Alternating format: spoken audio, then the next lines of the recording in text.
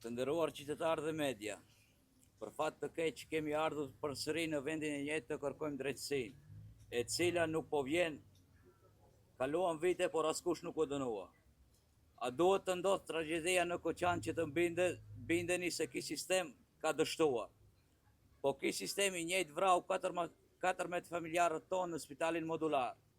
E askush më mirë se ne nuk e din si ndjehen familjarët e viktimave në Koçan, që humbën me më të dashurit e tyre.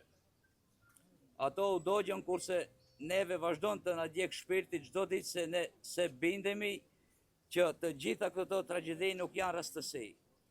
4 tragjeditë e fundit kanë një të përbashkët, korrupsionin që i vrau gjithë. Pijes publikisht Venko Filipçën.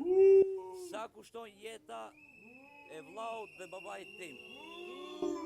Pijes publikisht Koço Angjushe. Sa miliona profit kushtojnë 14 familjarët tanë që u dogjen të gjallë? Zotri Mickovski.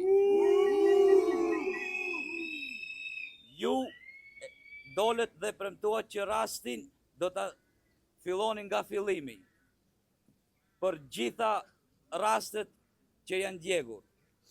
Viktimat në Koçan i vrau mos ndëshkimi i rasteve paraprake, viktimat në Koçan dhe spitalin modular i dogji korrupsioni.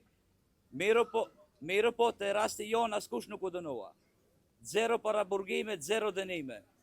Sot të dashurit tonë nuk mund t'i ktheni, por ne kërkojmë drejtësi jo selektive.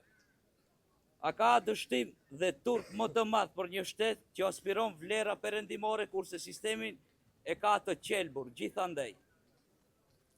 Shkoi Oveski, erdhi Koçevski. Kërkojmë urgjentisht nga Prokuroria Publike Shtetërore, Lupço Koçevski, nga Tetova të nis hetimi dhe të dënohen fajtorët e vërtet. Ata që shëtitin në për Dubai, jo rasti të zvarritet pa epilog, siç po ndodh në gjykatën e Titovës. Ngushëllime për gjithë viktimat. Ju faleminderit.